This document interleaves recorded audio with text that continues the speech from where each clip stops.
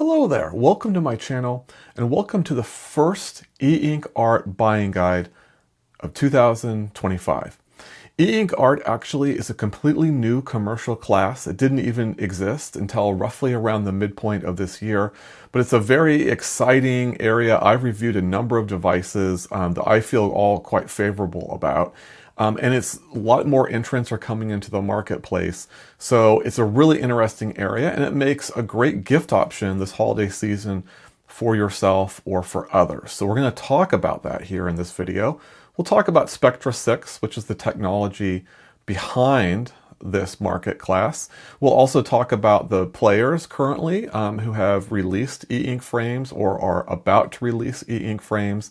We'll kind of give a comparison of those in various aspects, and then we'll wrap things up. So that's the hope for the video today. But let's start with Spectra 6.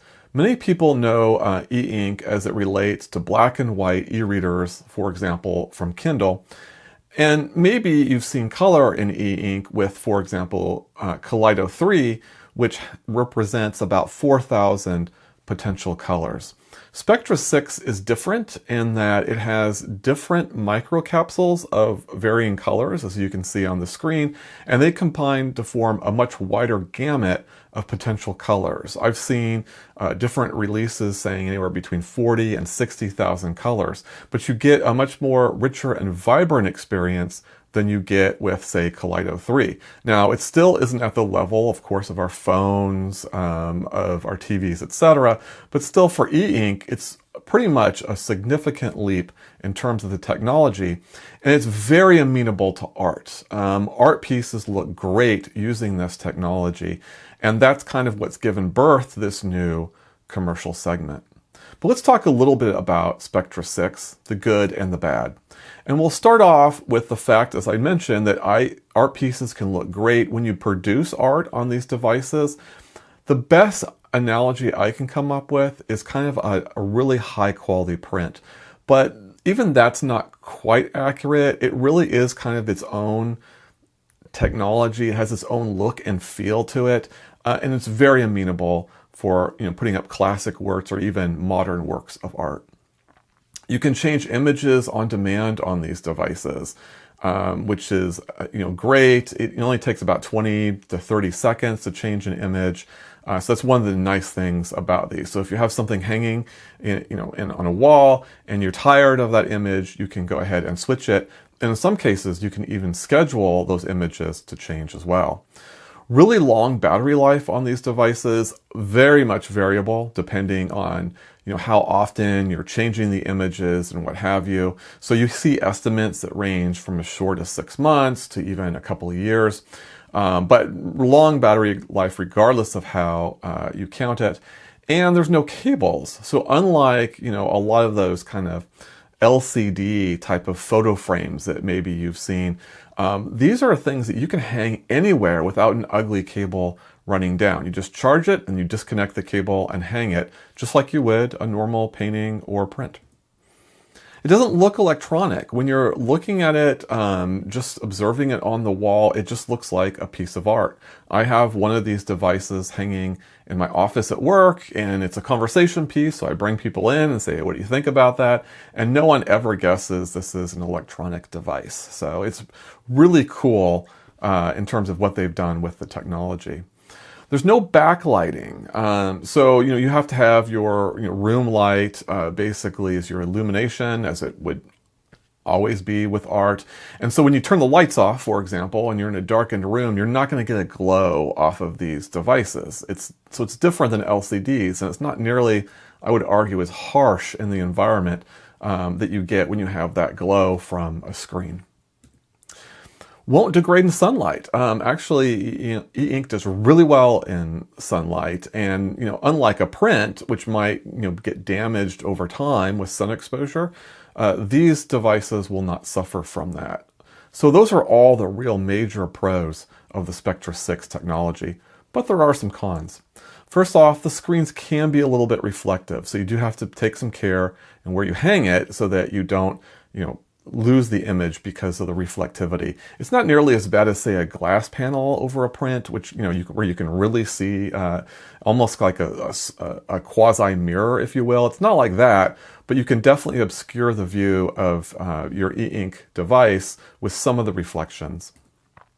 The color accuracy isn't always there. As again, I mentioned, there's 40 to 60,000 colors represented, which is a lot, but it's not perfect.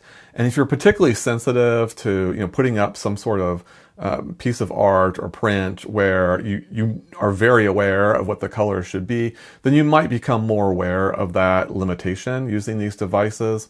I don't run into this much personally because I'm not that sensitive or attuned to what the original piece looks like. So when I see the art displayed, I don't pay attention to this lack of color accuracy. I'm just not aware of it, but it is there.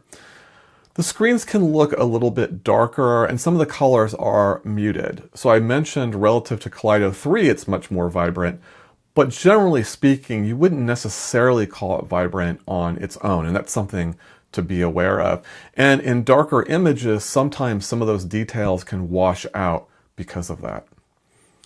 If you take you take pictures rather on your cell phone, almost all of these frames allow you to upload those pictures. So that's really nice. You can use it as a photo frame viewer. But just know that photos don't necessarily look as good as, say, art pieces on these devices. They just look a bit more grainy, and especially photos that are taken from your phone, in my experience, look that way. Now, photos can look good on this technology. I've had some professional photos that I've brought up on one of my devices, and it can look really spectacular. So it's not that photos can't look good on this tech, but I just find that a lot of photos do have that graininess to them. These are on the expensive side, and I will talk about pricing at a later slide, so you get some details there. But clearly, this is much more expensive than, say, going out and buying a print. And I remember when I was coming out of college and just starting to live in my own places, that I would try to get some art. So I would go to maybe Cost Plus, to buy a frame and get a print from somewhere else. And you can do all that fairly cheaply. So relative to that, these are quite expensive. We're talking at least $350 or more for 13-inch frames or larger. So that is a factor to be considered. Now let's go ahead and start focusing on some of the major players in this space so far, and we're going to start with reflection frame. Now, some of the positives with reflection frame is they have a really nice curated gallery. Not so much heavy on classical pieces that we'll see with some of the other companies, although they do have some of those, but they have their own images that they've kind of curated, some even generated by AI. And you might have a vision of what that might look like. This is different than the AI slop that you might be used to on the internet. These are pieces that actually look really nice and go well with the technology. It's very easy to upload your own images. You can upload your own photos. You can upload your own files. So for example, if you see a piece of art that you want to put up there and you can get a high definition image of that, then it's pretty easy to load that onto your reflection frame. It doesn't use Wi-Fi, it uses NFC. That's particularly unique for this company. And that's a great benefit if you're in a place where you don't have access to Wi-Fi. So I hang my reflection frame, and you can actually see a picture of that hanging on the wall there in the lower corner. I hang it at work. And we have Wi-Fi at work, but it's not meant for personal items like this. So having the ability to use NFC instead to change images is really convenient in that type of environment. It does come with two mats. You can actually see examples there, one with the white and one with kind of the moss green there. The packaging could be better. I found my mats were a little bit bent, still usable, but they weren't as nice as I would have liked them to have been. And that was because the packaging was such that it allowed them to bend a bit. So there's opportunity there. No storage on the device itself. So everything is just using the app, using NFC, and that's how the images load one at a time onto the device. And other devices do provide better storage options. Also, there's no ability to schedule images. So again, this is partly because of that NFC connection as opposed to Wi-Fi, and there's no local storage. Therefore, there's no ability to store. Now let's go ahead and move on then to Aluratek. This is the second company that released an e-ink frame. Reflection frame was the first. And some of the pros here, you can put 10 images on a device at any given time. No more than 10, but it will handle those 10. And you can schedule them. So for example, I have my Aluratek at home, and I have scheduled where every 2 days the image automatically changes. So that's a very nice feature. It does come with an acrylic stand. It's the only device among these companies that I'm aware of that does that. And so therefore, if you want to stick it on a desk as opposed to hanging on a wall, you can. It does come with 2 mats. Again, you see those 2 examples there, white and black in this case. And you can change those mats, so it's very nice. Easy to upload images, just like with Reflection Frame. The app makes it very easy to go into your cloud services. I use OneDrive, for example, and to load my own images, or I can load from my photo reel as well. However, it does have a really large mat relative to the others. So I find the ratio of screen to mat not the best, in my opinion. And it doesn't have any art gallery at all. You have to load all your own images onto the Aluratek. The app doesn't provide anything there. Now let's move on to InkPoster. And InkPoster is the third company to release an e-ink device, and their focus more is on classical works. So they have an excited, curated art gallery. Really nice selection of classical pieces, not just in Europe, but around the world as well. So they did a good job of focusing on putting together this gallery. The hardware is really solid. All the hardware of these devices is good, but InkPoster's is just a little bit tighter and strongly connected. It has multiple mounting options when they deliver it to you, and more so than some of the other devices. You do get in the app a lot more detailed information about the art. Of course you get the title, of course you get the name of the person that created it, but you do get, in many cases, a little bit of a description as well. And sometimes you even get information on where that particular art piece is stored, where it's the Louvre or some other museum. That is there, and it's really cool to have that type of information there. They also have a lot of meta tags they've used that you can then further go in and search on. So that's nice. However, there is no scheduling of images, which is really odd. I would have thought they would have done scheduling, and maybe that's going to come as a future enhancement to the app, but currently it's not there, at least as of this filming. You can upload only pictures. You can't upload files. So I can take a picture with my phone and I can upload that, but I can't go on the internet, find an art piece I like, and then save it and upload it unless I just take a picture of it with my phone, which is less than ideal. It's also, and we'll see this later in detail, the most expensive of all the vendors. It really does play to the premium market, and that is a particular concern because there are other options out there that sell at a lower price point. But if your focus was very much on kind of having easy access to high quality art, classical art pieces, and what have you, then InkPoster is definitely a vendor to consider. Our next attention focuses on Blooming 8. And some of the advantages here is their app can generate AI images. So you can go in, you can basically type in your query of what you want it to create, and then it will generate. And if you don't like that, you can have it regenerate and so on. So this is the only app of the vendors we're covering that allows for that generation of images. You can schedule images kind of like the Aluratek, but this does it slightly different. You create a playlist and then you can schedule that playlist. A critical difference with Blooming 8 is that you're not limited to 10 images like you are with Aluratek, so a little bit more powerful in that regard. Lots of features. It's kind of a Swiss Army knife. This is from a Kickstarter campaign, which actually isn't that unusual. A lot of these frames are going through Kickstarter campaigns. Blooming 8 is one of them, and they're throwing in a lot of other features into the mix. So there's a lot of extra bells and whistles. How good those are remains to be seen, but there's a lot of interesting things going on here for sure. It does have an SD card reader.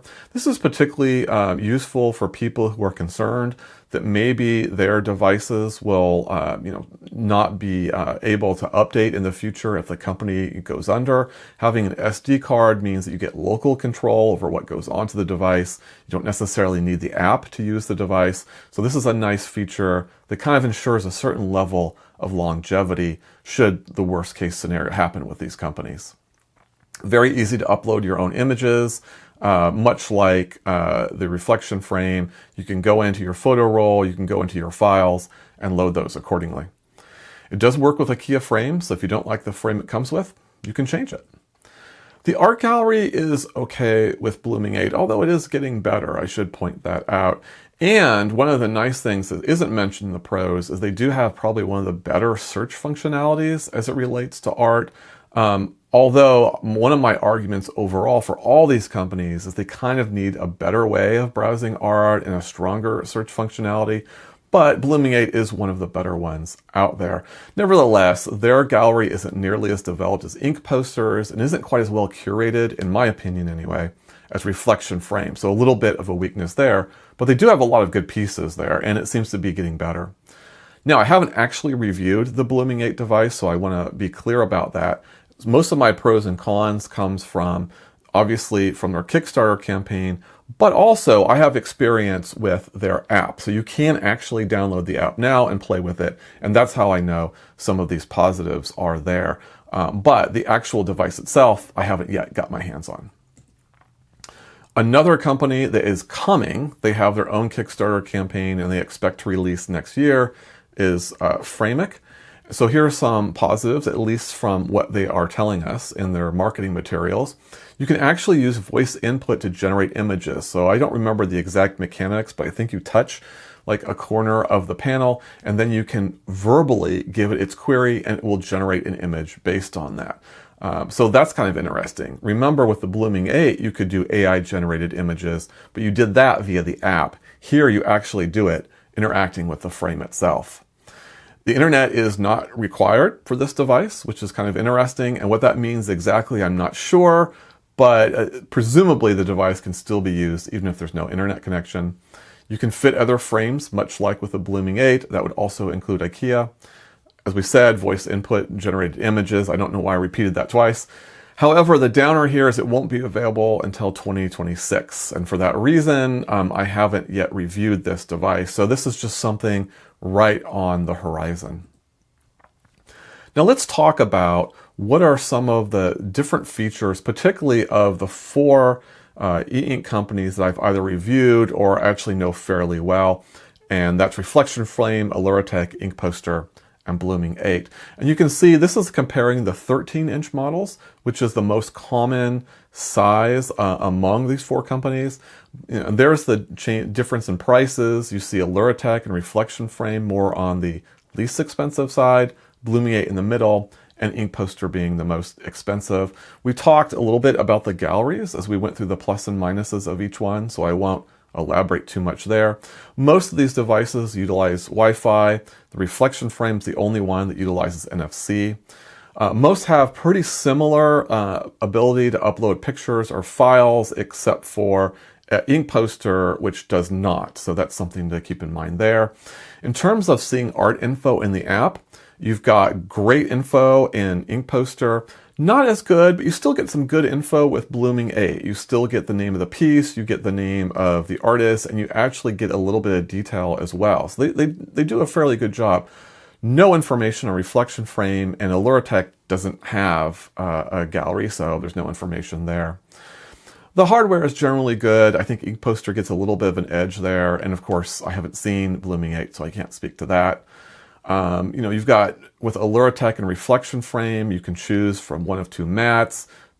You only get white with InkPoster, and Blooming 8 gives you the most options there. And then you can see what the app dependency is. Now, I have listed my rankings. I think Reflection Frame is my favorite right now, InkPoster is second, and I'll put Aluratek third there. But just know that's A, based on my personal preferences, and B, I like them all. I've reviewed all three of those companies, and all are hanging either in my office at work or at home. They all make me smile when I walk past them. So you really can't go wrong. So right now, if you're thinking of purchasing one of these, you want to focus more on what features do you want. And I'm just throwing my rankings in there for fun, but they're all good and they all serve a purpose. You just have to find the frame right for you. And to that end, I've included the pricing of all the companies that we've gone over today and their different screen sizes. So some companies, in addition to 13-inch, have a 7.3-inch in the case of Blooming 8. A couple have a 28.5. And I should point out that, and that's Blooming 8 and InkPoster, I should point out that those also utilize a different technology that's supposed to make the colors even a little bit more vibrant. I haven't tested that frame size at this point, but just know both use that same technology, and that's just something to be aware of. And then you have the 31.5, which Fraimic and InkPoster both provide. I've put down the aspect ratios and the DPIs there. And to point out that Inkjoy, another company that will be coming out soon, will also be releasing 10-inch and 25.3-inch screens as well, but we don't have pricing on that at this time. All right, so there's a great overview of the e-ink market. Let me give some closing thoughts here. First off, there's links to all the companies that we've talked about in the description. Some of those are to Kickstarter campaigns, some of those are to websites, but those are all there for your convenience. They're not affiliate links. I don't make any money if you click on them. They're just there, for you. If you have any questions, go ahead and put those into the comments, and then I'll do my best to reply to those. And, lastly, I'll just say this, a lot of people when I've posted these videos have complained about the pricing of it. And I certainly understand that. But my personal experience, I have really loved and enjoyed working with these devices, regardless of which company that we're talking about. And I'm super excited that this product category has come about and that a lot of companies are coming in to participate in this market. And I should point out, we're going to see a lot more of that. These are all the companies that we have so far, but the barrier to starting a new company, it just isn't very big.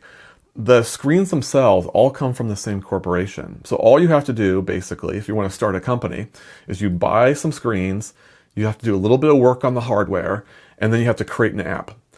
That's basically it. Now, I'm not trying to trivialize those things. There's a lot of effort that goes into that. But let's be honest, that's pretty low. There's a lot of people out there that can do that. And I expect to see a lot more entrants into the marketplace as a result. And I think a year from now, you're going to see a lot more names in the field. Having said that, I would be a little bit cautionary in trying to hold off for prices to go down, because what's going to keep prices kind of high, relatively speaking, is again those e-ink screens. Everybody has to buy from e-ink, and that's probably the biggest source of cost for each individual frame. So I don't expect to see a lot of price competition. Instead, what I expect to see is competition around features, particularly maybe to a lesser extent around the hardware, but certainly to a greater extent around the software and those features. Blooming 8 being kind of the best example of that, but there'll be others for sure. So my recommendation to you, take the plunge. I think it's going to be worth it, even if you just buy a 13-inch piece to hang on the wall. I think you're going to like it because I love mine. All right, I hope this has been helpful, and I wish you the best. And if you have any questions, let me know. Till then, I'll see you next time.